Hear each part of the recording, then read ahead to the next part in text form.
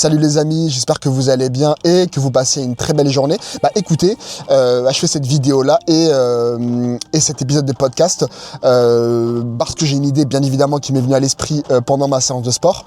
Donc c'est pourquoi là je me retrouve dans un cadre magnifique qui est ma voiture. Et en fait je voulais parler d'un sujet très important et ça fait un moment que je voulais en parler. C'est quelque chose qui nous impacte tous et qui nous a tous impactés, c'est les téléphones et les réseaux sociaux. Pourquoi je parle de ça? Parce que moi en fait, et peut-être que vous allez vous reconnaître dans ça, je suis de la génération 98. Pourquoi c'est important?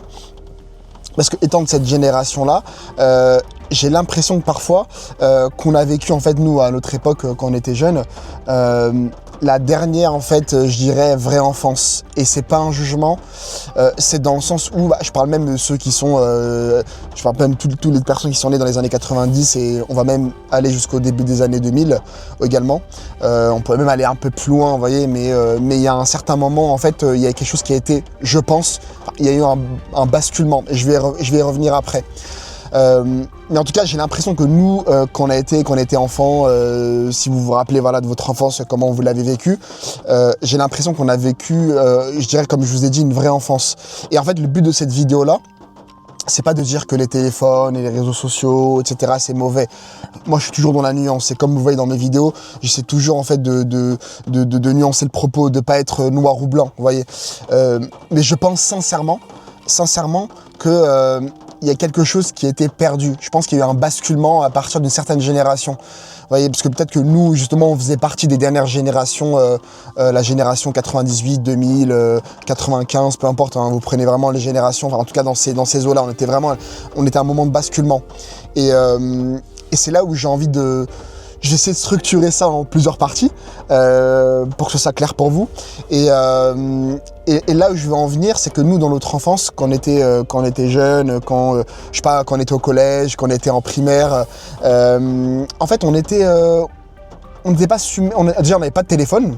Déjà à ce moment-là, quand on était surtout en primaire, on jouait au foot, on sortait dehors, on allait, on jouait à la PlayStation ensemble, à la DS, peu importe. En fait, on faisait des choses vraiment ensemble, on n'était pas vraiment enfermés dans notre bulle, etc. Et en fait, c'est à ce moment-là qu'en fait, on était tout le temps dehors, on jouait tout le temps au foot, on jouait ensemble, on allait même, je sais pas si ça existe encore, on allait même toquer chez les gens, vous voyez, on toquait chez les gens pour voir s'ils peuvent sortir, on appelait même le 01, le fixe des parents, vous voyez.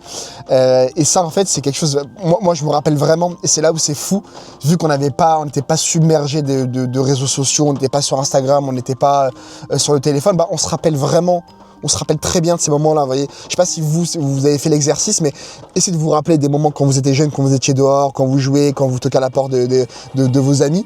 En fait, on se rappelle très bien de ces moments-là, c'est des moments qui nous ont marqués, vous voyez. Parce qu'en fait, on n'était pas vraiment submergé par...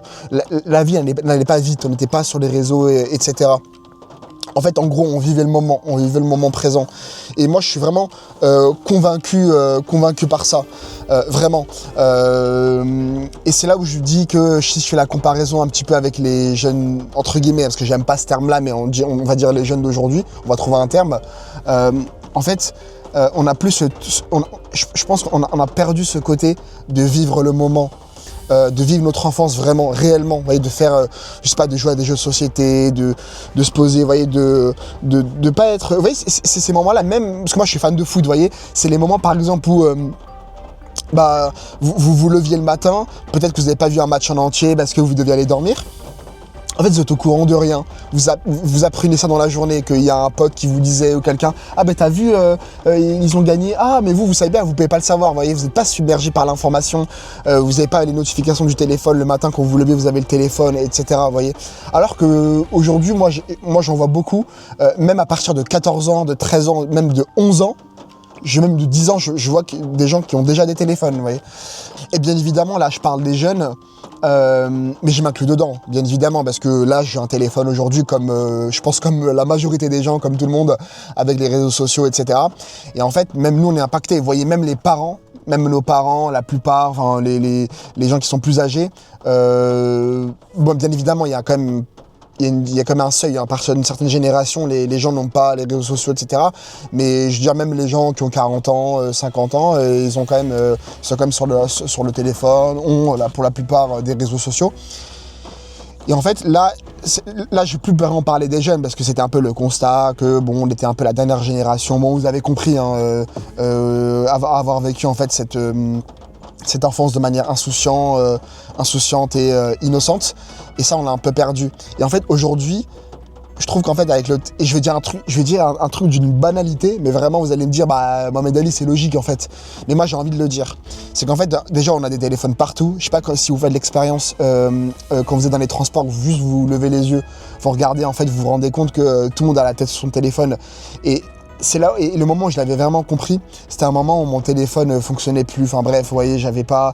Et même les moments où, je sais pas, mes écouteurs étaient déchargés. Donc en fait, on va être moins sur le téléphone. Et moi, c'était des moments comme ça où bah, j'avais mon téléphone dans ma poche parce que je pouvais pas l'utiliser. Et c'est là où je me suis rendu compte, je me suis dit, ok, en fait, c'est faux, en fait. En fait, même dans les transports, en fait, on vit plus le moment présent, en fait, on regarde plus. C'est un truc tout bête, hein, parce que nous, quand on était, je me rappelle, moi, dans ma jeunesse, quand on était dans le bus ou dans le train, en fait, on regardait, en fait, on rêvait, on regardait un peu le paysage, on regardait un peu les panneaux publicitaires. En fait, on avait des rêves, en fait, on n'était pas vraiment sur la tête dans le téléphone, alors qu'aujourd'hui, bah, que ce soit les jeunes, que ce soit les plus grands, les plus vieux, on est tous sur notre téléphone comme ça, mais en fait, je sais même pas ce qu'on fait. Et même moi, en fait, c'est limite devenu un réflexe dans les transports. On est là, je sais pas ce qu'on fait, en fait. Je vois des gens, enfin, on est comme ça, on est sur les réseaux, on scrolle. En fait, on regarde des trucs qui nous intéressent pas, en fait, au final, qui nous impactent pas réellement, dont on n'a pas besoin. Donc, c'est pour ça que, au-delà de parler des jeunes, au-delà de parler de la génération, du basculement, c'est surtout quand on a des réseaux sociaux partout, qu'on a une stimulation constante, on n'a plus de silence, on n'a plus de vraie présence. Et ça, c'est vraiment un truc c'est malheureux. Et je pense qu'on devrait essayer de retrouver des moments comme ça. Et même pour aller un peu plus loin, et ça, c'est autre chose que je voulais dire, c'est même l'impact, en fait, sur les relations humaines. Je sais pas si vous avez peut-être perçu ça. Moi, en tout cas, j'ai vu ce basculement parce que je fais partie d'une génération où on a quand même vu l'époque d'avant et on a vu ce basculement-là. C'est qu'avant, on s'appelait, on se voyait avec les amis, l'entourage, les proches, etc. On prenait des nouvelles. On prenait réellement des nouvelles. En fait, c'était quelque chose vous allez comprendre la distinction. On prenait réellement des nouvelles. On appelait vraiment les gens pour savoir si ça va. Vous voyez, alors qu'aujourd'hui, j'ai l'impression qu'avec les stories, les messages rapides, les likes, en fait on voit la vie des gens en fait déjà sur même de nos entourages, de nos amis entre guillemets, ou de nos potes un peu plus lointains. En fait, on voit un peu leur story, on voit un peu ce qu'ils font. Et en fait, je sais plus, je crois que c'était Omar Sy qui disait ça. En fait, il n'y a plus aujourd'hui ça va. Est-ce que ça va? On se regarde, on sera plus dans les yeux dire ça va, tu vas bien. En fait, on se préoccupe plus de ça. On est devenu en fait une génération, et là je m'inclus dedans et j'inclus la plupart des gens. Le fait d'avoir vu des stories de quelqu'un, on se dit bah ok, la personne va bien, ok, bon, elle est en vacances, ok, bah on prend plus de nouvelles. On se sent plus obligé de prendre des nouvelles. Et ça, c'est malheureux. Mais même moi, je le fais. Je vous dis ça, mais même moi, je le fais. Et en fait, finalement, on se dit, bah, on sait ce que la personne fait. On voit que la personne, elle est, je sais pas, elle a tel métier. Bon, on sait. On n'a plus besoin de prendre des nouvelles. Vous voyez, je dis sur Instagram, que ce soit sur LinkedIn, que ce soit sur partout. On sait déjà ce que les gens font.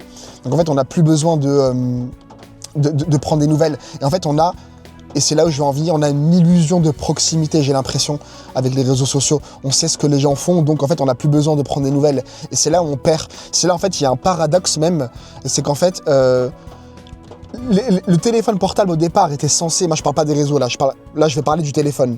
Le téléphone était censé, au départ, rapprocher les gens, ce qui a été le cas. C'est un outil formidable, et c'est encore un outil formidable, hein, parce que je suis pas là à critiquer le téléphone. C'est un outil formidable parce que ça a permis à des gens de s'appeler à l'autre bout du monde, vous voyez. Ça a permis aux gens de plus vraiment faire on a arrêté les courriers, vous voyez, qu'on envoyait à l'autre bout du monde. Ça a permis de rapprocher les gens dans ce sens-là, de prendre des nouvelles. Moi, je parle vraiment du côté vraiment réseaux sociaux, au-delà du téléphone où on pouvait s'envoyer des messages. Même à l'époque d'MSN, je sais pas si vous avez connu ça. On prenait des nouvelles.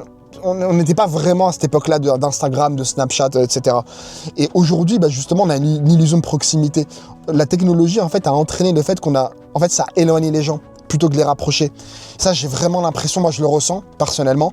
Je vais même vous dire, moi, mes meilleurs amis, je prends des nouvelles limite une fois par mois. Vous voyez, on s'appelle, enfin, on se voit une fois par mois. En fait, les réseaux sociaux, en fait, à éloigner les gens, j'ai l'impression. Et là aussi, ça me fait penser encore à quelque chose, au-delà là, j'ai parlé des jeunes, etc., de notre génération, des relations humaines, sociales, etc.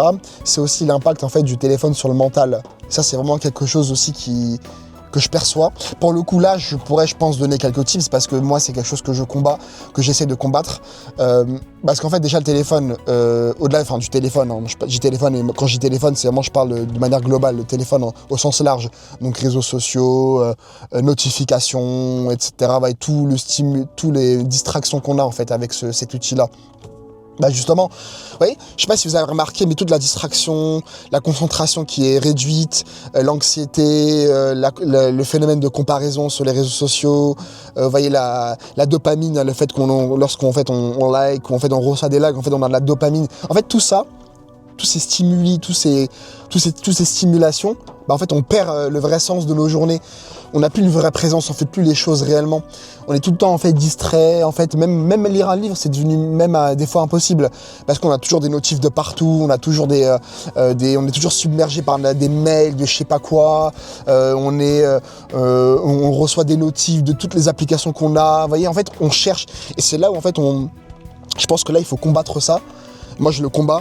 C'est en fait on cherche notre attention. Notre attention est devenue en fait le nouvel or noir des sociétés modernes. Ça, j'ai vraiment l'impression. En fait, je sais pas si vous remarquez, quand vous mettez en place, vous installez une application, en fait, à chaque fois, on vous dit notification, autoriser les notifications, machin, et si notification par là. En fait, on est toujours en train de vous envoyer des notifs de partout. On est toujours en train de vous envoyer des mails de partout. Ouais, je sais pas, quand vous achetez un produit sur un site, bah, en fait, on vous submerge de notifs, on vous submerge de mails, on vous submerge de partout. En fait, on est submergé. Et en fait, moi, j'ai pris une solution radicale avec ça. C'est j'ai coupé toutes les notifs. J'ai laissé que les notifs essentiels, donc messages, appels téléphoniques, etc. J'ai plus de notifs du tout. J'ai plus de notifs Instagram, LinkedIn, non, j'ai plus de notifs. J'ai plus besoin de ça. C'est vraiment quand je vais sur l'application, donc le moment où j'ai besoin, où j'ai envie de voir, j'y vais et là, je vais voir en fait ce qui s'est passé. Mais les notifs, non. Même les notifs de l'équipe, etc.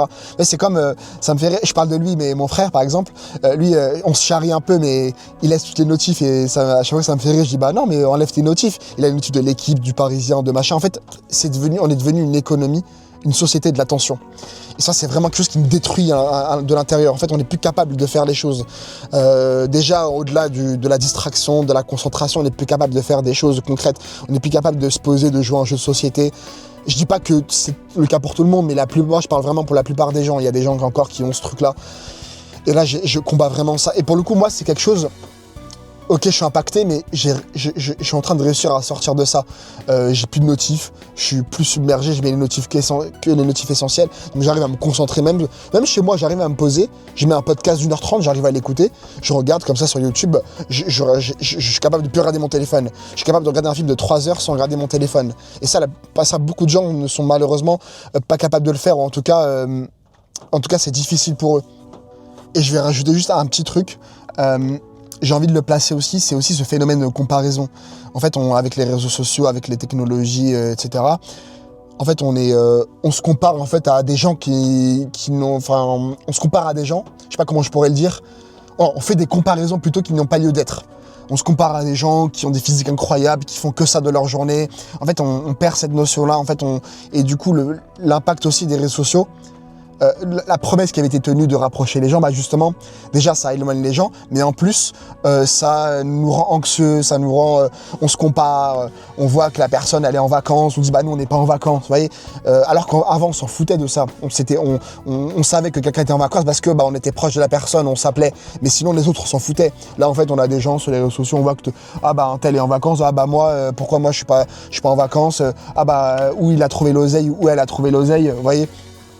Donc il y a vraiment ce côté de comparaison et ça, essayer de sortir de ça parce que ça aussi ça nous détruit l'intérieur. En fait on se remet trop en question, en fait on est plus tolérant avec nous-mêmes, on se dit plus, on est plus tolérant, je sais pas, même si vous faites du sport avec nos physiques, en fait on se dit bah moi qu'est-ce que je vaux parce qu'un tel il a un physique incroyable et peut-être que la personne elle a une vie particulière, peut-être que c'est son métier, ce qu'on voit sur les réseaux, sur Insta, bah les gens la plupart qui ont des physiques incroyables, qui se montrent et tout, etc., c'est des gens qu'en fait qui ont, la plupart c'est leur métier, ou en fait vous voyez bah avec les réseaux sociaux on peut embellir les photos, il y a le Photoshop, etc. Ça, je vais rien vous apprendre. En fait, c'est pour ça que ça a aussi accéléré le phénomène de comparaison. Donc ça, c'est vraiment essayer aussi de sortir de ça. Et ça, c'est vraiment un constat, je trouve, qui est malheureux et je pense qu'il faut vraiment essayer de sortir de ça. Donc en fait, pour conclure cette vidéo-là, encore une fois, j'essaie d'être nuancé. Le problème, c'est pas le téléphone, c'est pas les réseaux sociaux, le vrai problème. Le vrai problème, c'est l'utilisation que l'on a de ces outils-là. C'est toujours pareil, en fait. C'est comme l'IA. Hein. Si vous utilisez l'IA pour tout et n'importe quoi, pour ne serait-ce qu'écrire un mail très simple, pour faire tout, et même faire vos devoirs maison, peu importe, bah, vous réfléchissez plus. En fait, il faut apprendre à utiliser les choses avec parcimonie, avec intelligence. Par exemple, moi, l'IA, j'utilise d'une certaine manière. Et ça peut être un outil incroyable pour vous aider à comprendre des choses. Par exemple, même pour l'anglais, bah, je peux utiliser l'IA qui m'aide à apprendre l'anglais. J'apprends l'IA que l'anglais parce qu'il y a des choses qui m'expliquent. Voilà, dans un bouquin que j'ai pas compris, bah, l'IA va m'aider au lieu d'aller voir sur Internet, de trouver des sites un peu alambiqués. L'IA, ça peut aider dans ce sens-là. En fait, ça peut vraiment aider, même à automatiser des tâches vraiment inutiles. Ça, c'est pas mal. Mais par contre, faut pas que ça devienne faut pas qu'on vienne dépendant, comme les réseaux sociaux. Faut pas qu'on vienne dépendant, même du téléphone, pareil. Faut pas qu'on en vienne dépendant. Faut que ça reste un outil. Faut pas que le téléphone devienne... En fait, faut pas qu'on associe notre vie au téléphone. Ça reste un outil. Il faut pas que ça devienne une extension de nous-mêmes. En fait, c'est ça aujourd'hui, c'est devenu beaucoup plus une extension de nous-mêmes qu'un outil. En fait, c'est devenu limite les followers, tout ça, c'est devenu la vraie vie pour nous. Mais en fait, alors, c'est pas la vraie vie. La vraie vie, c'est là la vraie vie, c'est dehors, c'est ça la vraie vie. Donc c'est pour ça qu'il faut essayer de sortir de ça et de remettre le téléphone comme un outil. Moi, je dis pas que c'est mauvais, moi j'utilise beaucoup mon téléphone, hein, mais pour des choses productives, pour écouter des podcasts, vous voyez, pour noter mes séances de sport, pour noter mes performances. J'ai mon Google Sheet, mon fichier Excel en fait sur mon téléphone, donc j'actualise, je note, j'ai mes PDF de mes séances de sport. Donc en fait, le téléphone c'est un outil incroyable, mais si on l'utilise avec intelligence. Donc c'est le message que j'ai envie de faire passer avant de conclure, c'est que le but de la vidéo, c'est pas de dire que le problème c'est le téléphone, le problème c'est les jeunes d'aujourd'hui, non.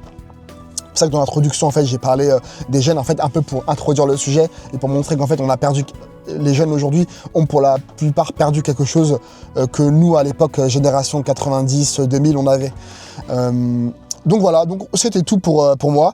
J'espère que la vidéo vous a plu, l'épisode vous a plu. N'hésitez pas à me dire en commentaire, à me partager vos avis et vos expériences, à me dire si vous êtes de la même génération, que vous avez vécu ça, même des générations plus anciennes, parce que encore a fortiori pour ces générations-là, elles ont vécu ce qu'on a plus ou moins vécu, nous, 98, 2000, 2004, 2003, vous voyez, génération 95. Donc voilà, donc n'hésitez pas à me dire ce que vous en pensez, à partager vos expériences, à me dire en commentaire, voilà, est-ce que vous pensez pareil que moi? Et je vous dis à très vite. Encore une fois, des épisodes arrivent, j'ai pas mal encore d'idées, j'ai pas mal de choses à vous partager. Donc je vous dis à très vite les amis, et à bientôt. Salut!